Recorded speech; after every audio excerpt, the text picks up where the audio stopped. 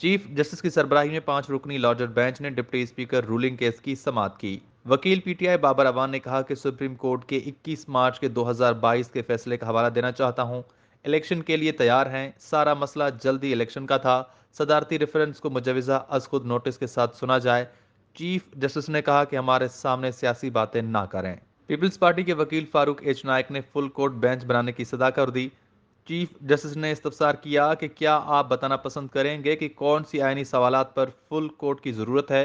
अगर आपको बेंच में किसी पर एतराज़ है तो बता दें, हम उठ जाते हैं। फुल कोर्ट की वजह से तमाम दीगर मुकदमात मुतासर होते हैं। गुज़िश्ता साल भी फुल कोर्ट की वजह से 10,000 मुकदमात का इजाफा हुआ। मामले पर आज ही मुनासिब हुक्म जारी करेंगे। जो कुछ कौमी असम्बली में हुआ उसकी आईनी हैसियत का जायजा लेना है। अदालत ने पूछा, क्या तहरीक अदम एतमाद पेश करने की इजाज़त स्पीकर देता है कि ऐवान। फारूक एच नायक ने मुकदमे के हकायक बताए कि स्पीकर हाउस में करारदाद पेश करने की इजाज़त देता है। हाउस में करारदाद पेश होने के बाद हाउस इजाज़त देता है। अदम एतमाद पर बहस की इजाज़त ही नहीं दी गई। इजलास शुरू हुआ तो फवाद चौधरी ने आर्टिकल 5 के तहत खत के हवाले से सवाल किया।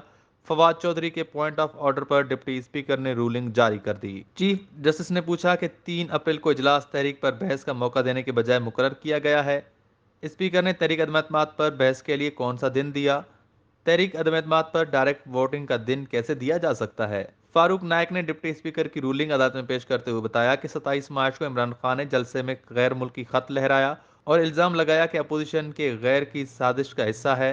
31 मार्च को नेशनल सिक्योरिटी काउंसिल और काबीना का इजलास हुआ। 31 मार्च को ही अदम एतमाद पर बहस होनी थी, लेकिन इजलास 3 अप्रैल तक मुलतवी कर दिया गया। 31 मार्च को रूलिंग में भी तहरीक पर बहस का नहीं कहा गया। जस्टिस मुनीब अख्तर ने रिमार्क्स दिए कि डिप्टी स्पीकर ने किस रूल के तहत रूलिंग जारी की है। डिप्टी स्पीकर रूल्स के मुताबिक स्पीकर की अदम मौजूदगी में इजलास को चलाता है। क्या डिप्टी स्पीकर को रूल्स के मुताबिक ऐसी रूलिंग देने का अख्तियार है? मेरे ख्याल में डिप्टी स्पीकर को ऐसी रूलिंग देने का अख्तियार नहीं था।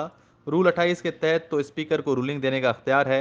स्पीकर रूलिंग ऐवान में या अपने ऑफिस में फाइल पर दे सकता है। क्या स्पीकर अपनी रूलिंग वापस ले सकता है? फारूक नायक ने जवाब दिया कि रूलिंग वापस लेने के हवाले से असेंबली रूल्स खामोश हैं। डिप्टी स्पीकर ने रूलिंग से अरकान असेंबली को ही गद्दार करार दिया। ऐवान में वोटिंग के लिए अपोजिशन के 198 अरकान मौजूद थे। जस्टिस जमाल मदोखेल ने कहा कि क्या वोटिंग के लिए इजलास बुलाकर तहरीक अदम एतमाद पर रूलिंग दी जा सकती है। तहरीक अदम एतमाद पर फैसला वोटिंग से ही होना होता है। चीफ जस्टिस ने कहा कि कोई अदालती फैसला दें जिसमें अदालत ने आर्टिकल 69 की तशरीह की हो।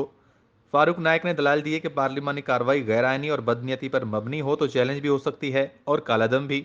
बदनीयती की बुनियाद पर आर्टिकल 254 का सहारा नहीं लिया जा सकता। रूलिंग देने से पहले अपोजिशन का मौकिफ नहीं सुना गया। तमाम अपोजिशन अरकान को गद्दारी का मुलजिम बना दिया गया। चीफ जस्टिस ने कहा कि डिप्टी स्पीकर की रूलिंग में पार्लिमानी कमेटी का भी जिक्र है। अपोजिशन ने जानबूझकर कमेटी में शिरकत नहीं की। पार्लिमानी कमेटी बराए कौमी सलामती में सारा मामला रखा गया था। इस सवाल का जवाब तमाम अपोजिशन जमातों के वकला ने देना है। फारूक एच नायक ने इसरार किया कि मुकदमे को आज ही मुकम्मल कर लें। जस्टिस एजाज हसन ने कहा कि दूसरे फरीक को सुनना भी जरूरी है ताकि फैसला हो जाए। आज ही सुनकर फैसला देना मुमकिन नहीं। अदालत ने समाअत कल दोपहर 12 बजे तक मुलतवी कर दी।